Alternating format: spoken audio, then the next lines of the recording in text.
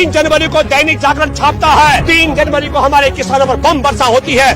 पुलवामा के बाद air strike को लेकर, पुलवामा को लेकर के उसमें ये जानकारी अर्नब गोस्वामी को किसने उपलब्ध कराई? या तो हमारे देश के गृह मंत्री तब राजनाथ सिंह थे, उन्होंने करवाई, या हमारे देश की रक्षा मंत्री निर्मला सीतारमण ने कराई, या हमारे देश के प्रधानमंत्री नरेंद्र मोदी ने कराई। इन 5 में से जो भी देशद्रोही है उसको उठाकर कुर्सी से हटाकर हथकड़ी लगाकर जेल में डाला। मैं आग्रह करता हूँ सुप्रीम कोर्ट में बैठे जजों से, धृतराष्ट्र की भूमिका में मत रहो। तुम्हारे धृतराष्ट्र की भूमिका के कारण हमारा देश खतरे में है। हमारे देश की सुरक्षा की जानकारी अर्नब गोस्वामी जैसे देशद्रोही पत्रकारों के पास पहुँचती है। अरे खुफिया एजेंसी भी संवैधानिक संस्थान है और खुफिया एजेंसी की रिपोर्ट है कि हमारे जवानों पर विस्फोट भरी गाड़ी से टक्कर मार करके उनकी हत्या की जाएगी। आला अधिकारियों ने मांगा था जहाज जवानों को जिंदा पहुंचाने के लिए, जहाज की मांग को खारिज किसने किया? नमस्कार, मैं हूं भूपेंद्र रावत और आज मैं देश की 137 करोड़ की आबादी को बताना चाहता हूं, हमारे 56 दिन किसान आंदोलन हो चुके हैं। और आपने देखा होगा गोदी और मोदी मीडिया जो टीवी एंकर टेलीविजन में बैठ करके हमारे आंदोलन को चीनी, पाकिस्तानी और खालिस्तानी बता रहे थे। आज एक बड़ी पोल खोल मुंबई की पुलिस ने की, मैं बधाई देना चाहता हूं। एक चैटिंग हमारे देश में अर्नब गोस्वामी जो कुत्ते की तरह भौंकता है टीवी पर, पूछता है भारत, अभी तो हमारे कई युवा साथी कह रहे हैं कि थूकता है ऐसे लोगों पर भारत, और वो उसकी चैटिंग में मैं आपको बताना चाहता हूं जो हमारे देश के किसानों को खालिस्तानी, पाकिस्तानी, चीन प्रस्त बता रहा था और आतंकवादी तमाम टैग लगा रहा था, उसकी खूबसूरती बताता हूं कि क्या पोल खोल मुंबई की पुलिस ने की है। नंबर 1 मैं आपको बताना चाहता हूं कि यदि हमने दुश्मन देश पर एयर स्ट्राइक करनी हो तो हमारे देश के प्रधानमंत्री, हमारे देश के गृह मंत्री, हमारे देश के रक्षा मंत्री, मैं एयर स्ट्राइक की बात कर रहा हूं पुलवामा हमले के बाद 26 फरवरी को, और हमारे देश के वायुसेना प्रमुख से लेकर के एनएसए प्रमुख के अलावा इन 5 लोगों के पास जानकारी हो सकती है, इसके बाहर जानकारी नहीं हो सकती है। मैं आप सब लोगों से कहना चाहता हूं, इसके बाहर जानकारी देने वाला देशद्रोही है। तो अब हम ये कहना चाहते हैं जो चैटिंग आई है पुलवामा के बाद एयर स्ट्राइक को लेकर, पुलवामा को लेकर के, उसमें यह जानकारी अर्नब गोस्वामी को किसने उपलब्ध कराई? या तो हमारे देश के गृह मंत्री तब राजनाथ सिंह थे, उन्होंने करवाई, या हमारे देश की रक्षा मंत्री निर्मला सीतारमण ने कराई, या हमारे देश के प्रधानमंत्री नरेंद्र मोदी ने कराई, या हमारे देश के वायुसेना प्रमुख बीएस धनोआ ने कराई, या हमारे देश के एनएसए प्रमुख अजीत डोभाल ने कराई। मैं दूसरी बात कहना चाहता हूं, एनआईए हमारे किसानों की रिपोर्टिंग करने वाले पत्रकारों को नोटिस जारी कर रहा है। हमारे किसान आंदोलन में, किसान आंदोलन को जो खाना खिला रहे हैं उनको नोटिस जारी कर रहा है। हमारे जो किसान नेता देश में 3 काले कानून वापस करने और न्यूनतम समर्थन मूल्य की गारंटी का कानून की मांग कर रहे हैं, उन पर एनआईए नोटिस जारी कर रहा है। मैं एनआईए से आग्रह करता हूं, अपील करता हूं, आप में यदि सच में देशभक्ति है और आप में ईमानदारी है और आप गुलामी नहीं कर रहे मोदी सरकार की, तो राष्ट्रद्रोह का मुकदमा दर्ज करें और जांच करें कि ये देशद्रोही हमारे देश की सुरक्षा की जानकारी एक साधारण पत्रकार अर्नब गोस्वामी तक पहुंचाने वाला नरेंद्र मोदी है, या हमारे देश का तब का गृह मंत्री राजनाथ सिंह है, या तब की रक्षा मंत्री निर्मला सीतारमण है, या तब का वायुसेना प्रमुख बीएस धनोआ है, या हमारा तब एनएसए की बात देखने वाला अजीत डोभाल है। इन 5 में से जो भी देशद्रोही है उसको उठाकर कुर्सी से हटाकर हथकड़ी लगाकर जेल में डाला जाए। मैं आग्रह करता हूं सुप्रीम कोर्ट में बैठे जजों से, धृतराष्ट्र की भूमिका में मत रहो। तुम्हारे धृतराष्ट्र की भूमिका के कारण हमारा देश खतरे में है। हमारे देश की सुरक्षा की जानकारी अर्नब गोस्वामी जैसे देशद्रोही पत्रकारों के पास पहुंचती है। मैं दूसरी बात कहना चाहता हूं, हमारे देश के अंदर पुलवामा की जानकारी पहले हो गई अर्नब गोस्वामी को।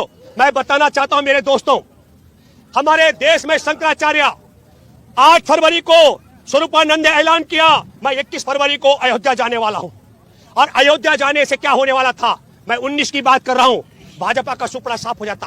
तो भाजपा ने स्वरूपानंद शंकराचार्य का रास्ता रोकने के लिए, हमारे देश में खुफिया एजेंसी है। कई लोग कहते हैं कि हम सवाल क्यों खड़े करते हैं, संवैधानिक पद पर बैठा मोदी। अरे खुफिया एजेंसी भी संवैधानिक संस्थान है और खुफिया एजेंसी की रिपोर्ट है कि हमारे जवानों पर विस्फोट भरी गाड़ी से टक्कर मार करके उनकी हत्या की जाएगी। नरेंद्र मोदी की सरकार ने रिपोर्ट खारिज की, ये देश के साथ गद्दारी है। दूसरी बात मैं कहना चाहता हूं, आला अधिकारियों ने कहा हमारा कोई जवान मारा ना जाए, इन जवानों को सुरक्षित पहुंचाने के लिए हवाई जहाज दिया जाए। मोदी सरकार ने हवाई जहाज की बात खारिज कर दी। मैं तीसरी बात कहना चाहता हूं, जब रास्ता असुरक्षित था तो 3700 जवानों को एक साथ सड़क पर चलवाया गया, ये देश के साथ गद्दारी है। और चौथी बात, नरेंद्र मोदी जब पहली बार 2014 में प्रधानमंत्री बना तब से लेकर आज तक आंदोलन का 56वां दिन है। एक ही दिन वनवास हुआ मोदी को, जब 14 फरवरी में हमारे जवानों के टुकड़े बिखरे हुए थे। नरेंद्र मोदी नौकायन और शूटिंग में व्यस्त था। ये देश के साथ गद्दारी नहीं है तो और क्या है? क्यों नहीं ये NIA इस पर मुकदमा देता है कि खुफिया एजेंसी की रिपोर्ट को किसने खारिज किया? आला अधिकारियों ने मांगा था जहाज जवानों को जिंदा पहुंचाने के लिए, जहाज को की मांग को खारिज किसने किया? 3700 जवानों को एक साथ किसने जमीन पर उतारा उस सड़क पर? और प्रधानमंत्री का उसी दिन जंगल में शूटिंग और नौकायन का कार्यक्रम किसने तय किया? ये बात भी मैं कहना चाहता हूं। आज हमारे देश के किसानों को आतंकवादी बताने वाले, खालिस्तानी बताने वाले, मैं उन पत्रकारों से जानना चाहता हूं, क्या हमारे देश के अंदर ये देश के साथ गद्दारी है कि नहीं है? मैं इसलिए आप सब लोगों से अपील करने के लिए आया हूं। हमारा देश ऐसी दशा में पहुंच चुका है। मैं दूसरा जिक्र करता हूं, गलवान घाटी में हमारे निहत्थे जवानों को मारा गया 15 जून को। ईमानदारी की बात आप सब देखिए, 16 जून को टेलीविजनों में, अखबारों में छा चुका था मामला। प्रधानमंत्री ने मुंह नहीं खोला। और 17 जून को 75 करोड़ अमेरिकी डॉलर कर्ज लिया गया चीन के बैंक से। और 19 जून को ऑल पार्टी मीटिंग में बताया गया कि भारत में कोई नहीं घुसा, कोई नहीं घुस आया है, हमारी सीमा किसी के पास नहीं है। तापिर गांव है, सांसद अरुणाचल पूर्व से, उन्होंने 19 नवंबर 2019 में संसद के अंदर कहा, रो पड़े, चीन ने कब्जा कर लिया। तापिर गांव ने जो कहा था, अभी सैटेलाइट की रिपोर्ट है, हमारी LAC बदल गई। चीन ने 4.5 किलोमीटर अंदर अपना गांव बसा दिया। प्रधानमंत्री मौन है। डोकलाम में चीन ने कब्जा करके गांव बसा लिया, हमारा प्रधानमंत्री मौन है। गलवान घाटी में हमारे 15 जून को 20 जवानों की हत्या के बाद प्रधानमंत्री ने चीन की कंपनी का ठेका 1124 करोड़ का टनल बनाने का रद्द कर दिया था। और मैं बताना चाहता हूं, जब 12 जून को चीन की कंपनी को ठेका मिला तो 15 जून को उसने हमारे जवानों की हत्या कर दी। और अब 3 जनवरी को वो रद्द किया गया ठेका दोबारा भारत की सरकार ने चीन की कंपनी को दे दिया। और उसने ठेका लेने के बाद अरुणाचल में अपना 101 घरों का गांव आबाद कर दिया। इस क्रोनोलॉजी को आपको समझना पड़ेगा। हमारे ऊपर टैग लगाया जा रहा है, हम चीन के साथ हैं। मैं देशवासियों आपसे जानना चाहता हूं, हमारे किसी भी किसान आंदोलन ने, हमारे किसी नेता ने अगर 3 काले कानून को खत्म करने और न्यूनतम समर्थन मूल्य की गारंटी, क्योंकि पिछले 10 साल में दुनिया के अर्थशास्त्री की रिपोर्ट है 45 लाख करोड़ का नुकसान हमारे किसानों को सिर्फ इसलिए हो गया कि न्यूनतम समर्थन मूल्य पर उनका खरीद नहीं हो रही है। 45 लाख करोड़ के नुकसान से बचाने के लिए न्यूनतम समर्थन मूल्य की गारंटी का कानून मांगने की हम बात कर रहे हैं। हमें कहा जा रहा हम चीनी है। मैं आपसे जानना चाहता हूं, जब हम कहते हैं कानून हटाओ 3, तो संगी सुनते हैं चीन। जब हम कहते हैं हम बचाएंगे खाद्यान्न, खेत और खलियान, तो ये नालायक बोलते हैं हम बोल रहे हैं खालिस्तान। मैं बड़ा हैरान हूं। आप सब लोग समझ लीजिएगा, हम खेत खलियान और खाद्यान्न बचाने के लिए और हम देश के जवानों की शहादत के लिए, मैं आपको बताना चाहता हूं, क्या ये देश के साथ गद्दारी नहीं है?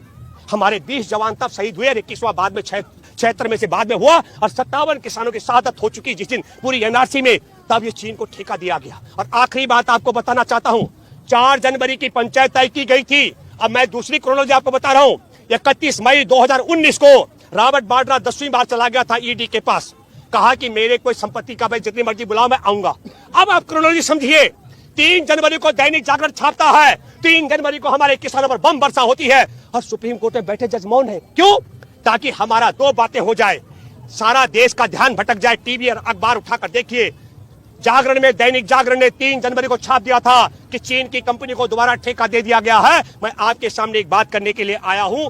निश्चित तौर पर दुख और अफसोस की बात है कि सुप्रीम कोर्ट में बैठे जज भी धृतराष्ट्र की भूमिका में है। उस कमेटी का गठन किया गया, हमारे देश के पूरे जो काले कानून है उसके लिए क्या कहा जा रहा है? कमेटी वाले कह रहे हैं हम तय करेंगे, हमको जो बताया जाएगा हम बताएंगे। अरे मूर्खों, हम पहले से तय कर चुके हैं। हमको 3 काले कानून वापस और न्यूनतम समर्थन मूल्य की गारंटी के कानून से कम कुछ मंजूर नहीं है। और आखिरी बात मैं आपको बताना चाहता हूं, सारे संसार में जब से मानव सभ्यता शुरू हुई तब से लेकर आज तक संसार में इतना बड़ा निडर आंदोलन, इतना बड़ा साहसी आंदोलन, इतना बड़ा अहिंसक आंदोलन और इतना बड़ा बलिदानी आंदोलन इस धरती पर कभी नहीं हुआ। जिस दिन इस देश का शासन प्रशासन लाठी गोली और तोप चलाएगा, होड़ लग रही है। सब कह रहे हैं कि ईश्वर, अल्लाह, खुदा, रब, गौर से हम दुआएं कर रहे हैं, काश पहली गोली हमारे सीने पर लगे। हम कहना चाहते हैं या तो सरकार जाएगी मोदी की, मैं देशवासियों से कि हमारे कोई किंतु परंतु नहीं है, और दूसरी सरकार आकर इन 3 काले कानून को खत्म करेगी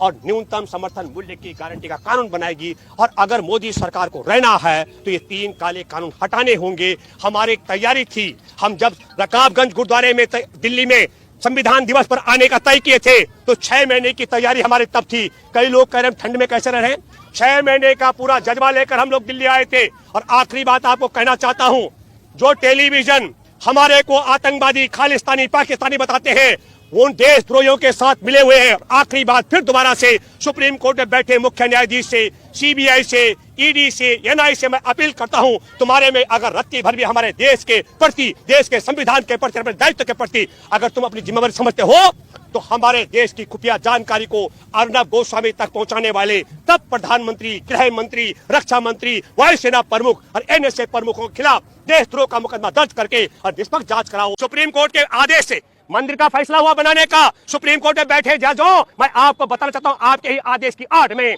आज आरएसएस के गुंडे आतंक फैला रहे हैं। 1000 साल से ज्यादा हो गए, जिनके पूर्वजों ने इस्लाम स्वीकारा था, उनके वंशजों को गाली निकाल रहे हैं। इनको रोकने की जिम्मेदारी किसकी है? अरे सुप्रीम कोर्ट में बैठे जज कह रहे हैं हम कानून के लिए कमेटी बनाएंगे, मूर्खता की बात है। अरे कमेटी बनाओ, जो फैसला तुमने किया, तुम्हारे फैसले की आड़ में चंदा इकट्ठा किया जा रहा है और चंदा करने वाले लड़कियों से नंगा होकर के तेल मालिश करवाते हैं और चंदा इकट्ठा करने के लिए मुसलमानों को डराते गरियाते हैं और डराते हैं, धमकाते हैं। आखिरी बात मैं कहना चाहता हूं शंभू जी, जब किसान एकता ताकतवर हो चुकी है तो इनको लगा, पहले इन्होंने कहा हिंदू सिख चलाएंगे, वो फेल हो गया, फिर इन्होंने कहा खालिस्तानी चलाएंगे, वो फेल हो गया, अब इन्होंने कहा चंदे के नाम पर हम मंदिर मस्जिद चलाएंगे। मैं आपको बताता हूं, मंदिर भगवान राम का नाम, ये नालायक लोग हैं। मैं आपको बताना चाहता हूं, भगवान राम ने अपने साथ बंदर, भालू, गिद्ध को रखा था। अरे मूर्ख नालायकों, तुम इंसान से इंसान में नफरत लाते हो, तुम तो रावण के वंशज के लायक भी नहीं। मोदी जी पर भरोसा नहीं है आपको? किस बात का भरोसा? जिस आदमी ने 40 साल, एक मिनट, जिस आदमी ने 40 साल भीख मांगी, चीनी को झूला झुलाया, हमारे जवानों को, देखिए क्रोनोलॉजी, बिहार का चुनाव था, बिहार रेजिमेंट के जवानों को निहत्था मरवाया, और जिसने अरुणाचल पे कब्जा करवा दिया और धारा 370 हटाकर, मैं बताता हूं आपको, ट्विटर ने लद्दाख को चीन का हिस्सा दिखाया, और डोनाल्ड ट्रंप के बेटे ने 3 नवंबर को हमारे जम्मू और कश्मीर को पाकिस्तान का हिस्सा दिखाया, और ये उसको जिताने के लिए करते हवन करेंगे, हवन करेंगे, हवन करेंगे। किसको? अपने जीजा को जिताने के लिए। ये 370 भारत के लिए नहीं, भारत का। और आखिरी बात, जो गुलाम कश्मीर है उसमें पहली बार चुनाव हुआ और पाकिस्तान ने वहां सरकार बना दी। ये भी देश के साथ गद्दारी, मैं दावे के साथ मैं कह सकता हूं, ईमानदारी के साथ जांच हो तो हमारे देश के चीन के साथ और पाकिस्तान के साथ संघ परिवार ने सौदा कर दिया है। हमारे देश का ये भूगोल भी बदलने वाले हैं, हमारे देश की संस्कृति संस्कार दावे के साथ, आरएसएस दावे के साथ में भूगोल बदलने वाले हैं। देखिए, जो चंदा वाला बात बोले आप, एक कहावत है भोजपुरी में कि यार का गुस्सा भतार पर निकाल रहे हैं। इस किसान आंदोलन को भटकाने के लिए ये लोग राम जी के नाम पे चंदा वसूली कर रहे हैं, लेकिन कुछ नहीं चलेगा। राम जी को हमसे ज्यादा ये लोग नहीं मानते होंगे। ये लोग वोट के समय पे राम जी को याद करते हैं, दंगा फसाद करने के लिए राम जी को याद करते हैं, लेकिन हम राम जी को दिल से याद करते हैं। हर हर मोदी, हर हर हर भगवान कहेंगे, मोदी कहेंगे। मोदी वो लोग कहे, अर्नब गोस्वामी करे, जिसको चापलूसी करता है, जिसको पैसा मिलता है। हमको तो रोड पे खड़ा कर दिया गया। हर मोदी क्यों करेंगे? हम मांगने नहीं जाएंगे, चंदा नहीं जाएंगे, हम नहीं चंदा मांगे, हम किसानों के लिए लड़ेंगे। देखिए, चंदा की बात होती है। इससे पहले भी हमने, जब कोरोना हुआ था, लॉकडाउन में प्रधानमंत्री राहत कोष में देश का हर एक नौजवान, हर एक किसान 1-1 रुपए, 100-100 रुपए, 10-10 रुपए प्रधानमंत्री राहत कोष में चंदा दिया था। वो चंदे का पहले हिसाब देना चाहिए प्रधानमंत्री नरेंद्र मोदी को। अभी जो मौजूदा, मैं अयोध्या की धरती, मैं बस्ती का रहने वाला हूँ, मक्षेत मखौड़ा आप जानते होंगे, राजा दशरथ जी ने वहाँ से पुत्र रत्न की प्राप्ति के लिए वहाँ पे यज्ञ किया था। मैं वहाँ से आता हूँ, अयोध्या हनुमानगढ़ी में साकेत महाविद्यालय से पढ़ा हुआ हूँ। मैं भगवान के राम ब्राह्मण कुल से हूँ। मैं, मुझे पता है राम भगवान मानने से होता है। राम किसी पार्टी का नहीं है, राम भाजपा का नहीं है, न राम कांग्रेस का है। राम तभी के आस्था में बसते हैं। मोदी जी तो कट्टर हिंदू है, आपको भरोसा नहीं? मोदी कट्टर हिंदू है, पंडित हम हैं, जीने भी जाते हैं, खाते हैं, मरने के बाद भी खाते हैं। हम भी ब्राह्मण हैं, हम भी भगवान को मानते हैं। भगवान के नाम पे सिर्फ और सिर्फ राजनीति करते हैं। आप एक व्यापारी हैं, और जो गुजरात से पहुंचे 7 लोग कल्याण मार्ग पे बैठ के देश का व्यापार चल रहा है। ये व्यापारी है, व्यापारी ऐसा सबूत है। आप देखिए 2011 में जब बाबा रामदेव की कंपनी आयुर्वेद पतंजलि आयुर्वेद थी, 100 करोड़ की कंपनी थी। 2014 में जब 30,000 करोड़ चुनाव प्रचार में अबानी और अंबानी ने पूरा समर्थन किया, पूरा मोदी की ब्रांडिंग की, मोदी का नाम बनाया गया। ये मोदी सरकार की ब्रांडिंग की गई। और मौजूदा स्थिति जो है, पतंजलि आयुर्वेद 50,000 करोड़ की कंपनी है। सिर्फ और सिर्फ मेक इन इंडिया के नाम पे जनता को बेवकूफ बनाया जाता है, और इसका कोई वो नहीं है। सिर्फ और सिर्फ मुसलमान को तो टाइट कर रखा है। मुसलमान को टाइट कैसे कर रखा है? हिंदू मुस्लिम सिख ईसाई यहाँ सब बैठे हुए हैं। हम किसान हैं, हम किसान हैं। किसान अन्न उपजाता है, धान एक मुस्लिम उपजा रहे हैं, सिख भाई उपजा रहे हैं, चावल में उसमें पता चलता है खाते क्यों हैं मोदी जी? मोदी तो कह रहे माला माल हो जाएगा किसान। नहीं, मोदी कह रहे माला माल हो जाएगा। मोदी कह रहे कोटा में, उत्तर प्रदेश में कोटा में चीनी नहीं आती है। एपीएल बीपीएल अंत्योदय को 2014 से पहले चीनी मिलती थी, कोटे में चावल मिलते तो योगी जी का रामराज है। अरे योगी जी का रामराज है। बाबा को तो मठ में बैठना चाहिए, गोरखपुर के मठ बीच में बाबा सरकार में बैठे हुए हैं। उनको तो अयोध्या में जाके अयोध्या में संन्यास धारण किए, तो उनको शासन और शासक के मतलब है, कोई मतलब नहीं होना। हिंदू राष्ट्र बनाना तो है। हिंदू राष्ट्र कहाँ से बन जाएगा? हिंदू राष्ट्र बनाने के लिए केवल तुष्टीकरण पे इसकी रोटी सेकी जा रही है। ये भ्रांतियां फैलाई जा रही है सोशल मीडिया। चाहते हैं कट्टर हिंदू राष्ट्र, सनातन नहीं, कट्टर हिंदू जब ये सेकुलरिज्म है, ये देश जब सेकुलरिज्म है, यहाँ सारे लोग हैं, हम इंसान हैं। यहाँ किसी को मार के किसी को राज करने का ये इंसानियत नहीं कहलाता है। और ये सिर्फ मौजूदा सरकार की आपस में लड़ो, आपस में मरो, और वो उस पर राजनीति करी। सियासत सिर्फ और सिर्फ लहू पी रही है, कभी जवानों का लहू पीती है। संविधान के पक्ष में कि खिलाफ? नहीं, संविधान लोकतंत्र। देखिए 4 स्तंभ होते हैं। कोई न्यूज चैनल है बहुत सही दिखाता है, कोई न्यूज चैनल बहुत सही दिखाता है। मौजूदा स्थिति जो है, 4 स्तंभ जो है मौजूदा, इसकी 4 स्तंभ पूरे इसके अधीनस्थ में है, सरकार के अधीनस्थ में है। कार्यपालिका, न्यायपालिका, विधायिका और पत्रकारिता तो सबसे ज्यादा है मौजूदा। पत्रकारिता मोदी जी पर पंडित जी भरोसा नहीं है आपको? नहीं, मोदी का ब्राह्मण है आप? पक्का ब्राह्मण है मोदी जी का। मोदी जी के यहाँ हम जाते हैं, मंदिर बनवा दे आपको। तो मंदिर क्या बनवाए? मंदिर तो अभी चंदा वसूली अभियान बिहारी वाजपेयी थी 1977 में, जब जनता जल मोदी जी के खिलाफ क्यों है? मोदी जी के खिलाफ देखिए, मैं युवा हूँ, एक पढ़ा लिखा बेरोजगार है, किसान है, 1868 रुपए धान पकौड़ा तलो ना, पकौड़ा तले। अरे तो मोदी जी इंटरप्रेन्योर का बना रहे हैं कि आप हम इतने नौजवानों को वो दे रहे हैं। IT सेल में नौकरी करना है? नहीं, IT सेल में काहे नौकरी करें? जनता से गाली सुननी है, बस केवल सोशल मीडिया पे भ्रांतियां फैला रहो, यही मोदी जी का काम है, और कोई काम नहीं बता उनके। मोदी जी का विरोध देश का विरोध है। नहीं, देश का विरोध ऐसा कैसा? मोदी से देश है, सरकार से देश नहीं चलता। ये जनता है, और जनता जिस ओर चलती है उस ओर सरकार बनती है। अगर जनता चल दी 26 जनवरी को, तो शायद से बनने कल्याण मार्ग भी ना रहे। और एक और बात मैं कहना चाहता हूं आपको जोर से, हमारे देश में कोरोना की आड़ में 27 लाख करोड़ का नुकसान हुआ, लेकिन आप सब लोगों से कहना चाहता हूं 56 दिन हो गए हमारे यहाँ किसान दादा दादी अपना बेटा बहू और पोता पोती के साथ, बेटी दामाद और ध्योता ध्योती के साथ हैं। किसी को कोरोना हुआ क्या? और कोई कोरोना का भय नहीं है। इस कोरोना को आपको समझना पड़ेगा। ये कोरोना भी रंगा बिल्ला देश के गद्दार चीन के वफादार के थैले में है। जब चाहता है कोरोना का डर दिखाता। आप कहते हैं कि टीका आ गया। मैं आखिरी बात करना चाहता हूं, वो कह रहे सबको टीका लगना चाहिए, पर अपनी देह पर नहीं लगा रहे। अभी आपको बताता हूं, टीका बनाने वाली भारतीय कंपनी ने कह दिया, जिसकी इम्यूनिटी पावर नहीं है, जो शरीर से कमजोर है, वो टीका मत लगाना। जो गर्भवती है वो टीका मत लगाना। जो दूध पिलाते हैं बच्चों को टीका मत लगाना। जो बीमार लोग हैं वो टीका मत लगाना। टीका किसको लगाओगे? हमारे दिल्ली में 66 लाख लोगों को कोरोना हुआ, सीरो सर्वे, और अपने आप ठीक हो गए, पता नहीं लगा उनको। मुंबई में 77 लाख लोगों को कोरोना हुआ। तो जिन लोगों को कोरोना से कोई डर नहीं है वो टीका लगाएंगे, ताकि मोदी और मोदी की कंपनी का धंधा चलता रहे। इस कोरोना को भी आपको समझना पड़ेगा। और दुख और अफसोस की बात है कि सरकार कहती है सब टीका लगाएंगे, और जो कंपनी टीका बनाने वाली है वो कह रही नहीं सब नहीं लगाएंगे। जो कमजोर है वो नहीं लगाएगा, जो बीमार है वो नहीं लगाएगा, गर्भवती वो नहीं लगाएगा। तो हमको ये लगता है कि एक काम करना चाहिए। अगर मोदी सच में तुम चाय वाले की औलाद हो, तो जितने तुम्हारे मुख्यमंत्री का कुनबा है, बेटे बहू सब तुम मिल करके, और जितना तुम्हारे केंद्र में मंत्री है, कैबिनेट पहले बहू बेटे सब मिल करके, गर्भवती से लेकर बीमार मरीज सब पहले टीके लगाओ। हमारे देश को तुम पहले बेरोजगारी से मारोगे, जवानों को सीमा पे मरवाओगे, किसान को राजधानी मरवाओगे, और जो बचे कुचे हैं उनको तुम इंजेक्शन से मरवाना चाहते हो क्या? ये बात मैं इसलिए कह रहा हूं, प्रमाणिक तौर पर टीका बनाने वाली कंपनी ने कह दिया है उनके लिए खतरनाक है जो गर्भवती है, उनके लिए खतरनाक है जो दूध पिलाते हैं, उनके लिए खतरनाक है जो पहले से बीमार है और जिन्हें इम्यूनिटी कम है। और आखिरी बात, हमारे देश में जहां भूख से मरते हैं लोग, इंजेक्शन से क्या ताकत आ जाएगी क्या? और सबको अनाज दो या खाने के लिए। देश का गद्दार कौन है जिसने खुफिया एजेंसियों को जानकारी दी? धन्यवाद। जय हिंद, जय भारत, जय किसान।